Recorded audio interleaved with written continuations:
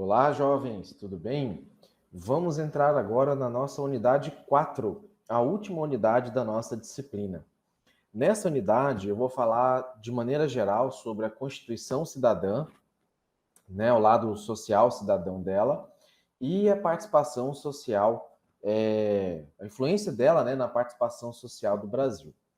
Esse primeiro assunto, essa primeira aula da unidade 4, eu vou falar especificamente da participação social no Brasil, né? Então, qual que é o conceito, qual que é a ideia, perdão, de participação social? Bom, a participação social, ela exige diferentes formas institucionais, diferentes meios, canais, que permitem aos cidadãos, capacidade para contribuírem, controlarem, fiscalizarem a gestão pública. Tá? Então, todo instrumento de participação social, ele permite, ou deve ou deveria permitir, o controle e fiscalização da gestão pública, fazendo parte ou influenciando na tomada de decisão. O princípio participativo, ele tem como fundamento a ideia da participação direta do cidadão em assuntos que interessam a ele e as demais pessoas, a coletividade. E ele começou a surgir a partir dos anos 60 com base numa concepção participativa e republicana de democracia proposta por Jean-Jacques Rousseau e John Stuart Mill. Tá? Então, esse modelo participativo, na verdade, desde que a gente se organizou como sociedade, né, desde a época da Grécia, da Roma Antiga, já existia a participação do cidadão na tomada de decisão. Porém, ao longo da nossa história e da história mundial, essa participação nem sempre foi bem vista, nem sempre foi querida, ela era muito represada. Os governos ditatoriais, os governos monárquicos não aceitavam opiniões, os monarcos aceitavam opiniões só de algumas pessoas qualificadas, né, próximas ao rei, e isso era prejudicial e não era, ou não atendia os requisitos de uma participação, tá? Na gestão pública, né, que a gente está falando. Então, houve surgimento de algumas instituições no plano de governo representativo que passaram a incluir de diversas maneiras a participação do cidadão. Então, a incorporação de algumas instituições com a participação de cidadãos na esfera pública é considerada por diferentes autores uma inovação democrática. Tá? A partir dos anos de 1960, as democracias mais tradicionais, principalmente do hemisfério norte, passaram a adotar formas de participação cidadã direta, ou seja, ele não era um cidadão que participava ali do processo decisório, era ele que decidia. Tá? Principalmente por conta da adoção de plebiscitos, referendos e até mesmo projetos de iniciativa popular. Em 2005, um relatório de pesquisa da Power Inquiry, que é uma fundação britânica independente, ligado ao parlamento britânico também, né? Descreveu 57 experiências de inovação democrática em diferentes países e analisou alguma dessas experiências de forma mais aprofundada. No geral, essas 57 experiências puderam ser reclassificadas ou divididas em 6 tipos diferentes. Tá? Inovações eleitorais, que tinham como objetivo aumentar a participação da população. Então, um jeito mais fácil de simplificar a votação, como, por exemplo, o voto eletrônico e o voto por correspondência, que é adotado nos Estados Unidos, deu maior discussão aí nesse modelo na última eleição americana, e que aqui no Brasil nunca foi utilizado. Tá? Poderia, mas não é utilizado, até porque o brasileiro é muito mais criativo que o americano, e quando o brasileiro quer usar a criatividade dele para fraudar, para dar jeitinho, ele, né, nem a NASA consegue entender. Né? Brincadeiras assim à parte, mas esse voto por correspondência ainda não é confiável aqui no Brasil. Outro tipo é quanto às inovações consultivas, né? Então, eu tinha como objetivo informar os gestores públicos com a visão dos cidadãos sobre determinado tema. Então, uma ideia nova que surgiu, uma proposição nova, isso era debatido, os prós e contras, e levado aos gestores, né? Para que eles tomassem conhecimento e decidissem pela aplicação ou não. Então, Algumas mesas redondas com temáticas específicas, audiências públicas ajudaram nesse processo. Tem também as inovações deliberativas, que visam decidir sobre políticas públicas e influenciar diretamente os gestores públicos por meio da adoção de júri popular, conferência, dias específicos deliberativos, e que você deixa o seu serviço tradicional para discutir determinado tema de relevância social. Algumas inovações, como o processo de co-governança, né, que se assemelha ao coworking da empresa privada, onde você confere influência da voz, né, aos cidadãos de maneira expressiva, e você pode fazer com que ele participe também do processo de tomada de decisão, como o orçamento participativo e os conselhos de juventude. Também tem as inovações da democracia direta, que visa dar ao cidadão poder na tomada de decisão com assuntos estratégicos, tá? Assuntos que até então seriam relativos ou privativos do alto escalão, do nível estratégico de gestão, acaba sendo dividido, compartilhado com cidadãos, entre aspas, comuns, né, que normalmente não participariam de decisões estratégicas. E as inovações de democracia eletrônica, que visam utilizar tecnologias da informação para envolver o cidadão no processo de tomada de decisão. E aí eu cito um exemplo, aquele processo lançado pelo Ministério da Saúde, agora não lembro se foi final do ano passado ou início desse ano, quanto à questão da vacinação infantil, acho que foi esse ano, tá? E liberou lá, o Ministério da Saúde liberou para a população uma consulta pública, que você podia acessar um formulário da Microsoft para poder responder e ouvir a opinião das pessoas. Aí eu faço um parênteses aqui. Esse formulário ele foi altamente tendencioso, ele foi escrito de um jeito que induzia as pessoas a responder de um jeito que não era de fato a resposta que ela queria dar, e portanto ele acabou nem sendo utilizado, porque ele já nasceu morto, né? Ele já teve o nascimento natimorto, ele já nasceu viciado, porque o jeito que a pergunta foi feita induzia a pessoa a responder de acordo com aquilo que o governo queria que as pessoas respondessem, tá? Então ele não era um questionário neutro, ele era um questionário já viciado e tendencioso, que acaba, né, até manchando, né, a reputação desse tipo de consulta pública. Algumas instituições participativas, ou também conhecidas como IPs, elas podem ocorrer em diferentes contextos, elas apresentam diversas características e são inseridas em diferentes estruturas em funcionamento. Então, elas podem ser simples, complexas, podem ser formais, informais, elas podem ser pequenas ou grandes, tá? E o surgimento de instituições para a participação social tem como a principal motivação a insatisfação com o resultado produzido pela instituição tradicional de democracia representativa. Então, o fato de um vereador não fiscalizar a prefeitura, o fato de um vereador, né, não ser atuante na gestão municipal, o fato, às vezes, do prefeito ou do vereador desconhecer o debate político sobre determinado assunto, a falta de conhecimento técnico específico, a falta de vontade, fez com que o cidadão falasse assim: não, eu já escolhi um representante, esse representante não deu conta, deixa que eu vou assumir aqui, porque eu tenho argumento para debater e para decidir. Tá? O desenvolvimento dessas instituições que consultam a sociedade, ou a colocam como parte da política pública, está ancorado, está fundamentado na promessa de promoção de uma democracia mais justa e com maior capacidade distributiva do que? De poder. Tá? E também, junto com o poder, responsabilidade. Tá?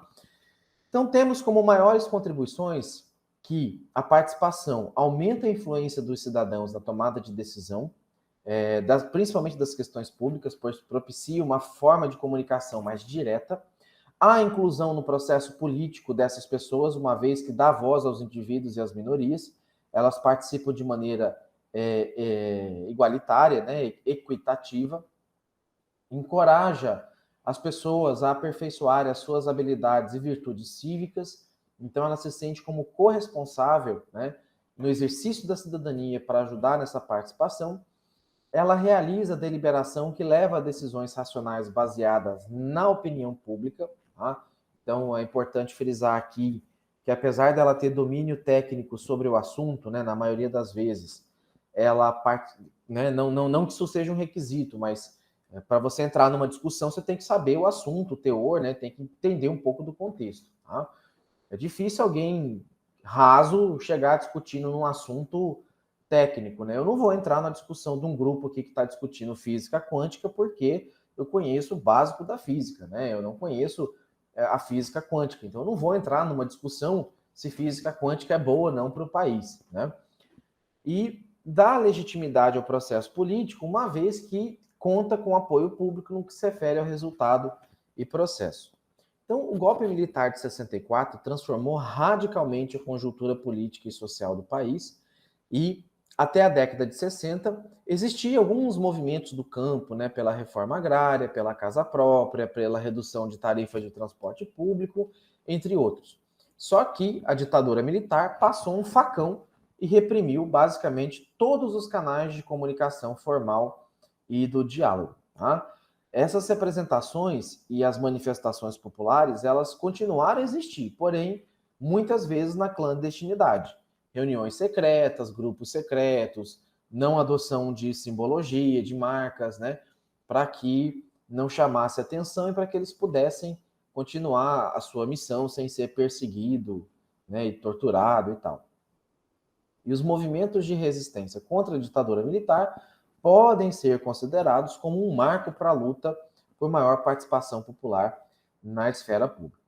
Então, a revolta social, né, teve o golpe de 64, desde 1964 até a década no início dos anos 70, né, ela contou com um forte apoio de 3 grupos.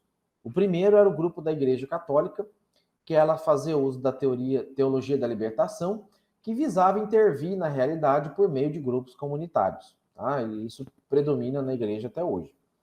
O novo sindicalismo, que reconfigurou a relação capital-trabalho e inseriu os operários na política partidária.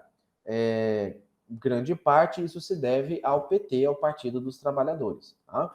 Que hoje não tem nada a ver com o início da história dele lá nos anos 70. Tá? E os outros grupos de esquerda, que era composto pelos religiosos, estudantes universitários, os intelectuais de esquerda, algumas pessoas ligadas ao ramo da cultura, da música, algumas lideranças de algumas associações de bairro e de outras formas de organização, acabaram compondo o restante desses grupos. Tá? Por consequência, né, depois desse período, já na derrocada já do governo militar, a Assembleia Constituinte, lá em 1986, recebeu e aceitou a reivindicação por maior parte, né, da população, que cobrava maior participação popular e por gatilhos, por artigos que garantissem a iniciativa popular no regimento interno da Constituinte.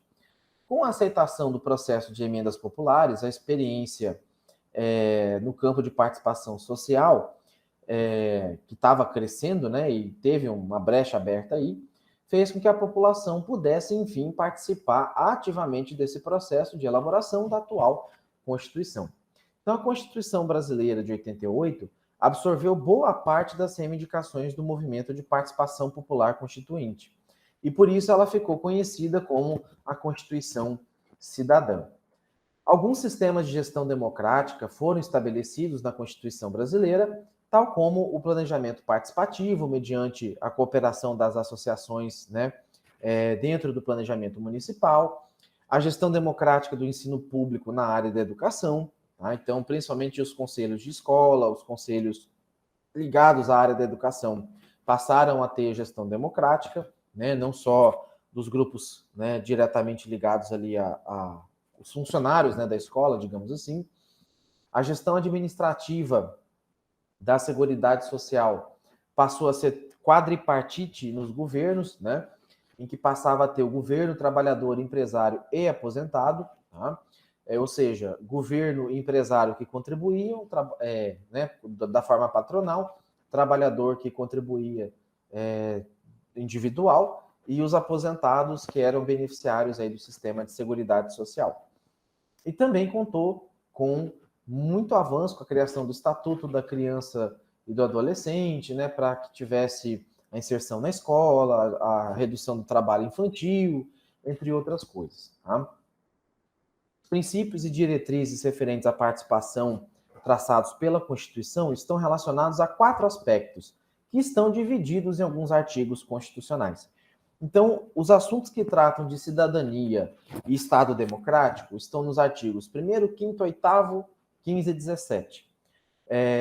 Os deveres sociais em questões coletivas estão nos artigos 205, 216, 225, 227 e 230. O exercício de soberania popular estão nos artigos 14, 27, 29, 58 e 61. E a participação social como forma de gestão pública nos artigos 10, 18, 37, 74, 173, 187 e 231. Então percebam que não é um capítulo específico que trata desses assuntos. Percebam que os assuntos estão esparramados desde o primeiro até quase o último artigo da Constituição. Então isso foi uma característica, isso foi proposital para que ficasse bem claro que a participação não era só dentro de uma caixinha, não era momentânea, mas ela deveria fazer parte ao longo de todo o processo nosso de cidadania, de civilização. Tá? Então, outro aspecto também das instituições participativas foi a descentralização administrativa por meio da gestão participativa. Então, isso é previsto na saúde pelo artigo 198, na Seguridade Social pelo 194, da assistência social pelo 203 e na educação pelo 206. Herenaldo Teixeira, que é um autor também que estuda muito esse assunto, né, a Constituição, ele é mais ligado ao direito ali, mas ele permeia bem entre a administração pública.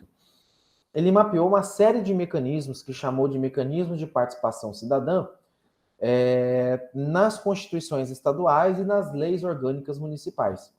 E esses mecanismos foram divididos em 4 tipos.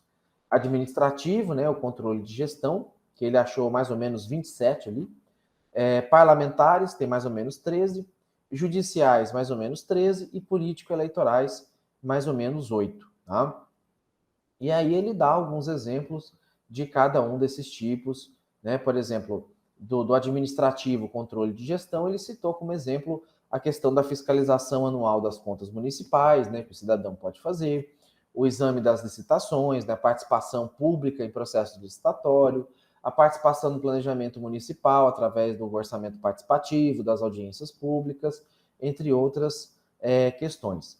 E aí eu chamo a atenção aqui também para o tipo judicial, que ele permite a proposição de ações populares, a questão do mandado de segurança coletivo e a representação ao Ministério Público para que esse represente de maneira legítima e formal a população. Tá? Então, algumas experiências participativas também foram desenvolvidas em nível local. Né? A gente veio falando em nível nacional, federal, mas também teve muita inovação em nível local. E que foram replicadas pelo país, tal como um exemplo, o Orçamento Participativo de Porto Alegre, em 1989, que se tornou um estudo de caso bastante pesquisado e uma experiência replicada tanto no Brasil quanto em outras partes do mundo.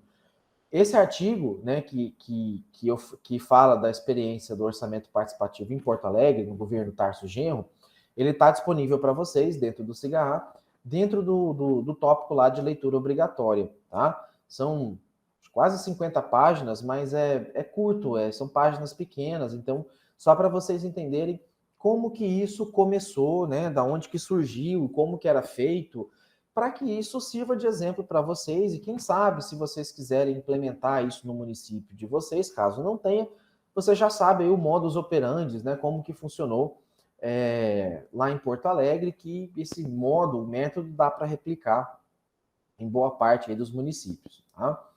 No governo Lula, quando ele assumiu em 2003, ele gerou grande expectativa. Por quê? Conforme a gente estudou aqui, né, o início do Partido dos Trabalhadores, os governos de esquerda como um todo, eles possuem como sua base a representação, a participação popular. Com a eleição do Lula, criou-se uma expectativa muito grande que a participação popular fosse ser unânime nos processos de gestão. Tanto que ele criou a Secretaria-Geral da Presidência da República, a SGPR, e deu a ela o papel de interlocução do governo com a sociedade. Só que, né, como quase todo histórico nosso da gestão pública, ela não assumiu o papel de coordenar os trabalhos interministeriais de forma sistematizada. Em outras palavras, ela recebia demanda, mas ela não sabia repassar, não sabia buscar meios, recursos entre os ministérios. Ela fazia o papel, basicamente, de encaminhamento. De um jeito mais simples ainda, ela recebia a batata quente e empurrava isso sem saber direito se era para aquele setor, se era uma demanda de infraestrutura, se era uma demanda de saúde. Às vezes as pessoas estavam solicitando a construção de um hospital público, digamos assim. Um hospital público, o problema não é nem construir, o problema é manter ele em funcionamento. É pagar salário de médico, energia, infraestrutura, limpeza, segurança, manutenção. O caro de hospital não é a construção, é a manutenção dele, é o funcionamento dele. E a secretaria recebia o pedido de construção de um hospital, ela mandava para quem? Mandava para a pasta da saúde, mandava para a pasta da infraestrutura. Tá? Na verdade, ela tinha que mandar para a pasta de planejamento, que deveria ver se de fato naquela região, pelo PPA e pela LDO, deveria ter algum indicador que justificasse a alocação de recurso, e pela própria Secretaria de Planejamento, né, ou Ministério da Economia, ele mesmo deveria dizer qual deveria ser o tamanho daquele hospital e qual seria a ênfase dele. Então faltou isso, né? O que ela fazia? Ela recebia, o prefeito veio aqui pedir um hospital, beleza, manda lá para o Ministério da Infraestrutura, manda lá para o Ministério da Saúde, né? E aí o Ministério da Saúde não ficava procurando a infraestrutura, não procurava o planejamento para discutir essas questões. Tá?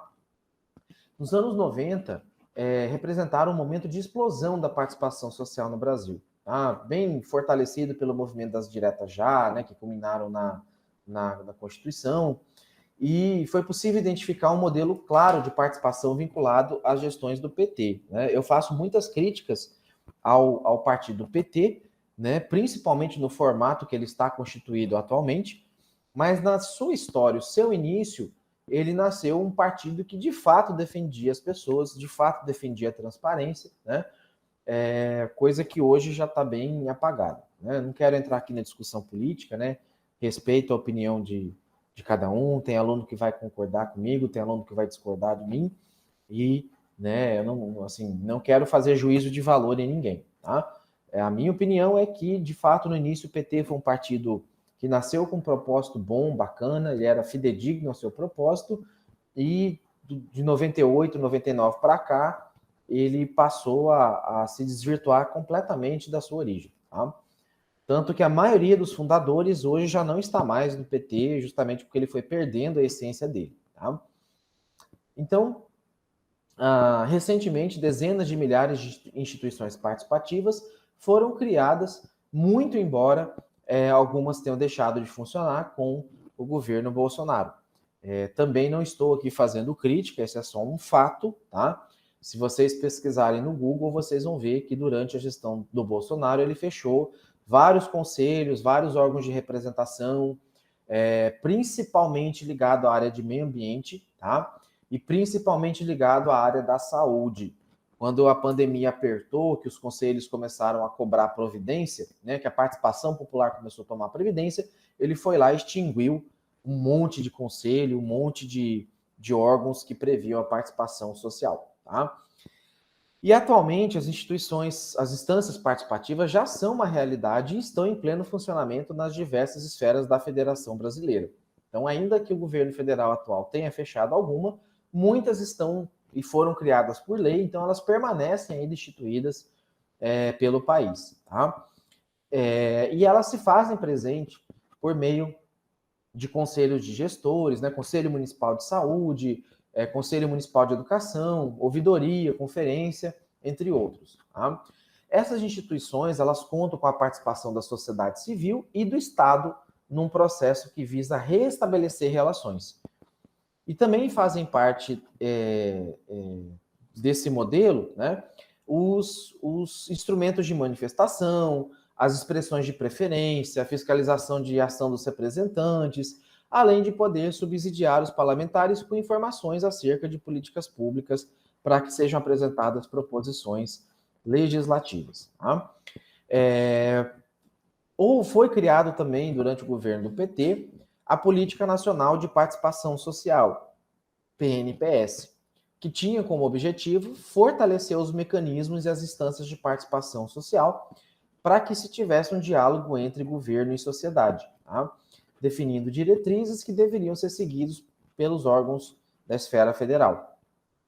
Essa política de participação, mesmo não tendo sido implementada na prática por pressões políticas contrárias à época, né, ou seja, os políticos não queriam ficar de fora da discussão, eles queriam que o cidadão continuasse demandando a ele para que ele tivesse, né, o papel de, eu consegui, eu ajudei a articular e tal.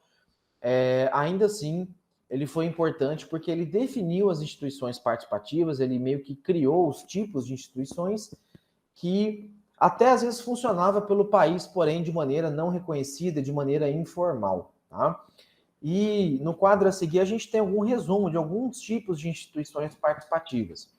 Então eu não vou falar de todos eles, tá? Eu vou falar dos principais, que alguns são... No nome é diferente, mas na definição e nos dados são bem próximos, né? Então a gente teve os conselhos de políticas públicas, a comissão de políticas públicas, né? Então o conselho já era deliberativo, a comissão era propositiva, né? As conferências nacionais, a ouvidoria pública, que muita gente confunde ouvidoria com denúncia, né? Então, uma reclamação, uma solicitação feita pela ouvidoria, ela é feita não é para punir a pessoa, para denunciar. Denúncia é Ministério Público. A ouvidoria, ela serve para que o serviço público prestado melhore, né? Então, o canal de ouvidoria, muita gente usa a ouvidoria para reclamar, para muitas vezes pedir informação, né? E não é esse o propósito da ouvidoria. Também tem a questão das mesas de diálogo, né? Que são agendas específicas, com temas específicos, que visam prevenir e mediar conflitos sociais. Tem os fóruns interconselhos, né, que são fóruns entre uma decisão de um conselho e outro, para que as decisões cheguem no conselho já com certo grau avançado de discussão. As audiências públicas, que muitas vezes é requisito para aprovação de lei orçamentária, de lei orgânica, aprovação de leis de planos diretores, aprovação de políticas públicas de caráter duradouro, tá? Então, audiência pública, temas mais sensíveis, temas que podem provocar mais discussões, né? Isso é feito através de audiência pública, tá? Que na teoria também é muito bonito, na prática nem sempre funciona, porque na prática o político que precisa daquele resultado da audiência pública carrega um monte de assessor, um monte de pessoas interessadas ali, e ele acaba fazendo a vontade desse grupo e não de toda a população. Tem também a consulta pública, né, que pode ser feito por meio de audiências, e tem um caráter consultivo, e tem os ambientes que pode ser impresso ou digital. Se for digital, ele ocorre por meio do ambiente virtual de participação social, que é semelhante a um ambiente virtual de aprendizagem, onde as pessoas acabam se interagindo e, por meio da tecnologia da informação e comunicação, elas acabam promovendo o diálogo entre a administração pública e a sociedade civil. Tá? Então, isso aqui são alguns exemplos de instituições participativas, são alguns exemplos de como as pessoas podem participar, né, da gestão pública de maneira direta, tá? E eu encerro essa aula aqui por hoje e convido vocês para a próxima aula, que vai falar sobre os conselhos de políticas públicas e de direito. Tá? Um abraço, até lá. Tchau, tchau.